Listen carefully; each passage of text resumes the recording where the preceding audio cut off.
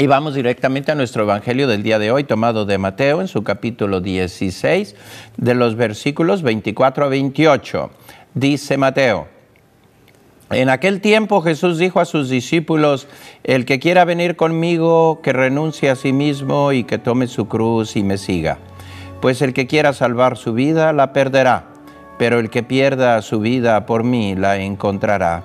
¿De qué le sirve a uno ganar el mundo entero si pierde su vida? ¿Y qué podrá dar uno a cambio para recobrarla?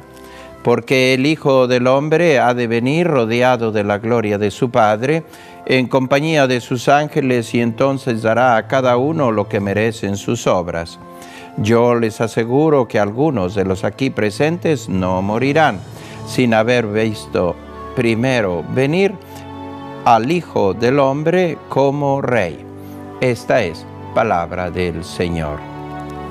Pues aquí tenemos unos cuantos versículos, 5 versículos del Evangelio, en el cual pues Jesús pone las condiciones.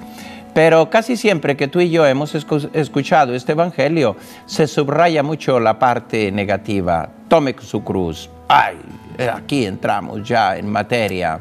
Reniegue a sí mismo. Otro golpe seco. Y yo me pregunto si de verdad Jesús tenía esto en su mente. Desde luego, hay que colocarse en el momento en que Él pronuncia estas palabras. Él ha dicho a sus discípulos que tendrá que ir a Jerusalén y morir crucificado, azotado, rechazado, escupido, calumniado, perseguido y hasta la muerte. Imagínate este anuncio: yo voy a morir así, y es la tercera vez que se lo digo. ¿Y esto cómo? Tercera vez, ya, esto no les entra el 20, como dicen en México, no te cayó el 20. Tercera vez que les dice cómo va a morir. Y de frente a esto, el primer papa, llamado Pedro, ¿verdad?, de Galilea, ahí se opone y dice radicalmente, con un espíritu muy mexicano: mientras Pedro sea Pedro, nadie te va a tocar, Señor. Aquí estoy yo para defenderte, faltaría más. Y Jesús se le queda viendo y le dice: retírate de mí, Satanás, porque tú no piensas como Dios, sino como los hombres. Esto es lo que precede a nuestro pasaje del Evangelio. Esta afirmación de Jesús diciéndonos: mira, Pedro, hay dos tipos de pensamiento. Uno, como los hombres. ¿Y cuál es el pensamiento de los hombres? Egoístas, convenencieros, comodones, avaros, ¿verdad?, prepotentes, envidiosos. Esto es el pensamiento de los hombres, donde la violencia triunfa, donde el poder del dinero, de la política y de la prepotencia tienen la última palabra. Ese es el pensamiento de los hombres. Pero no es el pensamiento de Dios. ¿Y cuál es el pensamiento de Dios? El pensamiento de Dios es que todas las cosas necesitan de un poco de sacrificio para poder crecer. El pensamiento de Dios es que lo más importante no es la prepotencia, sino el amor. Que según el pensamiento de Dios se conquista con la dulzura, con la ternura, con la misericordia y con el perdón. Ese es el pensamiento de Dios. Y por lo tanto, si hay que pasar por el sufrimiento para llegar a la gloria, Pedro, dice Jesús, este es el camino. Así es que te lo voy a decir bien clarito: el que quiera venir conmigo, que renuncie a sí mismo. La renuncia que pide Jesús no es una renuncia fin a sí misma.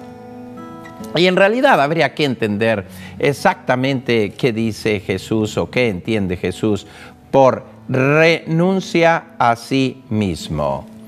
¿Qué quiere decir renunciar a sí mismo? Renunciar a sí mismo no quiere decir la negatividad de todo lo bueno que Dios nos dio, sino renuncia a aquella parte de ti, esto es, aquella parte de ti que no te permite ser auténticamente bueno, auténticamente hombre, auténticamente cristiano, auténticamente padre, madre, esposo, esposa. ¿Qué es lo que no te deja? Esa parte de ti mismo que es egoísmo puro. Tú quisieras amar profundamente a tu esposo, a tu esposa, pero hay algo de ti que te hace cómodo, que te hace soberbio, que te hace resentido, que no perdonas. ¿Por qué? Porque quieres, no lo sé, un esposo, una esposa inmaculado, eso, que no tenga ningún pecado. No entras en la lógica de lo humano, de la debilidad, de la pobreza, no entras en esa lógica. Y es como si tú te creyeras que eres la persona más inmaculada de este mundo. Pero si te ves dentro, como si cada uno nos vemos dentro, pues tenemos mucho a que renunciar. Tengo que renunciar a tanta rabia que llevo dentro. Ni siquiera me doy cuenta, pero sí, llevo mucho coraje. Coraje contra el mundo, coraje contra la historia, coraje quizá contra Dios, coraje contra mi familia, que nunca me dejaron tener una vida, una infancia, una juventud como está en mi mente que hubiese sido. Imagínate que ya aquí pues ya estamos dentro de un coraje. Jesús dice, renuncia a ti mismo, renuncia a todas esas pretensiones. A veces los papás están muy enojados con los hijos porque hacen una proyección sobre los hijos. Les quieren imponer modelos que ellos nunca tuvieron. Quieren que los hijos sean impecables cuando ellos nunca lo fueron y no lo son al día de hoy. Pero, sin embargo, pues esas proyecciones interiores, dicen los psicólogos, imposiciones de modelos que tú nunca lograste. ¿Qué quiere decir eso? Que entonces hay que dejarlos que corran por sus propios fueros, ¿no? Dejándoles hacer lo que les dé la gana. En absoluto. Quiere decir otra cosa. Eso, que tú renuncies a todas esas proyecciones que tienes, a todas esas imposiciones, y que hagas salir el amor, la ternura, el perdón, la misericordia, la cercanía. ¿Esto significa justificar cualquier cosa? No te equivoques. Hay que ayudar al otro a crecer con amor, ¿verdad? Con cercanía. Ayudarle a crecer no quiere decir justificar sus males, sus pecados. Hay que hacerle entender y acompañarlo en su camino de crecimiento. Jesús dice, el que no se niega, hay que negar esa parte que no eres tú, esa parte que ha puesto el demonio dentro de ti, esa parte que has dejado crecer, toda esa hierba mala que has dejado crecer en el buen terreno de tu alma. Porque Dios, cuando hizo tu alma, la hizo bella, perfecta, inocente. Y luego tú has dejado entrar tantas cosas. Puede ser que tú digas, en realidad yo no he dejado entrar, la vida me ha tratado muy mal. Pero no obstante todo, somos nosotros en nuestro libre albedrío, con nuestra libertad, que dejamos entrar el mal y nos quedamos con el mal. Nadie me obliga a ser una persona corajuda. Nadie me obliga a ser una persona llena de genio, de rabia, de rencor. Nadie te obliga a eso, solo que eso es lo más fácil. Eso es lo que el demonio te sugiere. Eso es donde tú te adhieres. Pero no es lo que Dios te pide, no es lo que Dios puso. Personas que dicen, esta persona me saca y me hace enojar, me saca de mis casillas. Muy bien. Si te saca de tus casillas, quiere decir que allí había casillas, ¿verdad? Si me hace enojar, quiere decir que el coraje está dentro de ti, porque si no está dentro de ti, ese coraje nunca sale. Jesús nos invita aquí a esa renuncia voluntaria. Si quieres ser mi discípulo, si quieres seguirme, ¿verdad? Tú renuncia a eso, porque los que están conmigo tienen que optar por otro estilo de vida. Tienen que optar por otros valores y por otros principios. La pregunta es, ¿tú qué quieres? ¿Qué quieres hacer de tu vida? Está a ti. Tú tienes la libertad de elegir. Yo no te impongo, ¿verdad? Pero ahí están las situaciones. Dice, tome su cruz y sígame.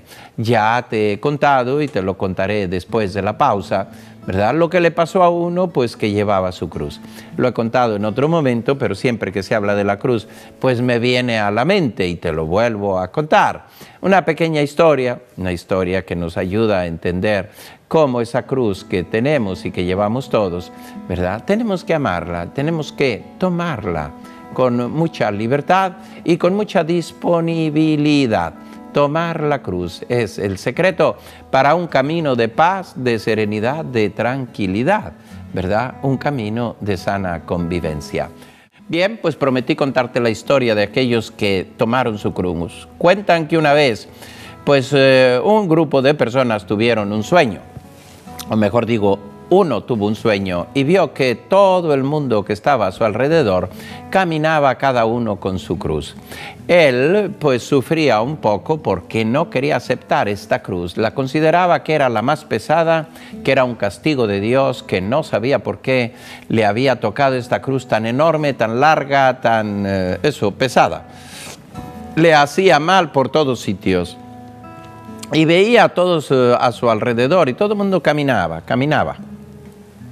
Iban hacia adelante, quien la llevaba con mucha alegría, y en general veía que las cruces de los demás eran más largas, más pesadas, y empezó a avergonzarse. Pero él sentía profundamente que de todos modos esta cruz era pesada, que él no la merecía, y que pues iba a tratar de aligerarla un poco. Entonces se detiene y comienza a cortarle un cachito de la parte final de la cruz. Y siguen caminando y luego se detiene otra vez y dice, ¿y qué pasa si le corto otro cachito? Y le corta otro cachito. Y luego de los travesaños laterales también, pues como está muy pesada le voy a cortar otro cachito por aquí. Y así la fue recortando. Todos caminaban y aquel camino era una similitud de la vida. De este modo, llegan al final de la vida y se trata de que había como un gran valle muy profundo y había estos dos bordes y habría que pasar al otro lado. ¿Y cómo se hace para pasar al otro lado? Si no hay un camino. Y todos los que llevaban su cruz, pues bajaron esa cruz y apoyaron la parte delantera de la cruz en el borde del otro lado y la parte trasera de la cruz en el borde de este lado donde ellos estaban. Y de este modo, apoyando los brazos de la cruz ahí en el borde de enfrente, ellos pudieron pasar al otro lado. El otro lado era el cielo. Este hombre que se había quejado tanto de su cruz y que la había recortado poco a poco, le había quitado pedacitos, hizo el mismo gesto. Apoyó la parte delantera de su cruz en el otro lado, en el borde, para poder pasar, pero se dio cuenta que la había recortado tanto que ya no alcanzaba a apoyar en el borde de su lado y se cayó y no pudo pasar. Dirían por allá, colorín colorado, este cuento está acabado. ¿Qué nos enseña esto? Que si le recortamos tanto, terminaremos por no pasar de verdad a la gloria eterna y a la felicidad eterna. Pero yo quisiera subrayar que aquí Jesús pone esta condición, tomar la cruz. Él dice, tómala tú y tómala voluntariamente. No dice, yo te impongo cruces. Es verdad que la Sagrada Escritura, sobre todo el Antiguo Testamento, nos dice que Dios puso a prueba a su pueblo a ver si de verdad observaban sus mandamientos, y el pueblo no aguantó. Es verdad que Dios puede permitir algunas pruebas en nuestra vida. Otras muchas de esas pruebas no las conseguimos nosotros solitos, son nuestras cruces. ¿Cuántas veces te dicen, mira, no te metas con esa persona, no vas a hacer una vida feliz?